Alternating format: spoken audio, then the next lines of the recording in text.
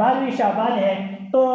سوموار والے دن 15ویں شعبان آ رہی ہے، اس کے احکام 2-3 آپ حضرات کے گوش گزار کروں۔ اس میں سے سب سے پہلے بات تو یہ سمجھ لیجئے کہ اس کا جو نام رکھا جائے شب برات، اس شب برات کو دوسرے الفاظ میں لیلۃ البرات یا لیلۃ الصدق کہتے ہیں یا لیلۃ المبارک کہتے ہیں کہ یہ برکتوں والی رات ہے، یہ دستاویز کی رات ہے، یہ برات والی رات ہے جس کے اندر بہت سارے گناہ گاروں کو، بہت سارے جہنمیوں کو اللہ رب العزت جہنم سے چھٹکارا عطا فرما دیتے ہیں، ان کے گناہوں کو بخش دیتے ہیں۔ تو یہ ایسی رات ہے، شب فارسی کا لفظ ہے، اس کا معنی ہے رات، برات کا عربی کا لفظ ہے، اس کا معنی ہے بری ہونا، ان دونوں کو جمع کیا جائے تو یہ برات والی، گناہوں سے، جہنم سے برات والی رات ہے۔ اس رات کے اندر عبادت کی جائے، گویا کہ سوموار کی شب یعنی اتوار کا دن گزار کر آگے رات جو آنے والی ہے اس رات کو عبادت کی جائے، اور یہ عبادت خود حضور علیہ السلام سے بھی ثابت ہے، صحابہ کرام سے بھی ثابت ہے، اور اس رات کے اندر انہوں نے عبادتیں کی ہیں۔ اور پھر آگے دن کے اندر روزہ رکھنا یہ بھی حضور علیہ السلام کی سنت ہے، اگرچہ نفلی روزہ ہے لیکن رمضان کے بعد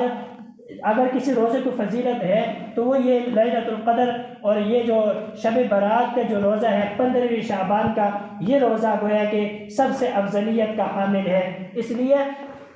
کہ حضرت علی رضی اللہ تعالیٰ عنہ کا ارشاد ہے، فرمایا کہ اس رات کے اندر تم عبادت کرو اور اگلے دن کے اندر تم روزہ رکھو۔ اس سے معلوم ہوا کہ اس رات کی فضیلت اور اس دن کے روزے کی فضیلت خود صحابہ کرام سے بھی ثابت ہے، انہوں نے بھی یہ عمل کیا ہے۔ ہاں نفلی عبادت ہے، کوئی کرے تو اس کو ثواب اور اجر ملے گا، اگر کوئی نہیں کرتا اس پر اس کو کوئی وعید بھی نہیں ہے اور کوئی سزا بھی نہیں ہے، اس لیے کہ نفلی عبادت ہے۔ لیکن اس پر اجر کتنا ہے؟ فرمایا کہ جو ایک نفلی روزہ رکھتا ہے، حضور علیہ السلام نے فرمایا کہ 70 برس اللہ رب العزت اس کو جہنم سے دور کرے۔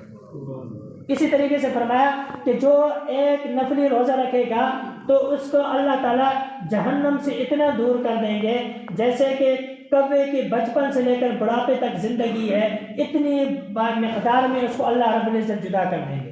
اب کوے کی مثال کیوں دی؟ اس لیے کہ کوے کی عمر عام جانوروں سے زیادہ ہوتی ہے، بعض علماء کرام نے لکھا کہ 700 برس اس کی عمر ہوتی ہے، اس لیے اس کے ساتھ تشبیہ دی ہے، لہٰذا اس کی بڑی فضیلتیں ہیں، اس رات کے اندر عبادت کی جائے۔ خود حضور علیہ السلام نے فرمایا کہ اس انداز میں میرے اعمال پیش کیا جائے کہ میں رات کو عبادت کرنے والا ہوں، دن کو روزہ دار ہوں، تو اس رات کو عبادت کی جائے، ہم سب کے اعمال پیش کیے جائیں گے، اس حال میں پیش کیے جائیں کہ ہم عبادت کے اندر مشغول ہوں۔ اللہ رب العزت مجھے اور آپ کو ان تمام باتوں پر عمل کرنے کی توفیق عطا فرمائے۔ وآخر دعوانا ان الحمد للہ۔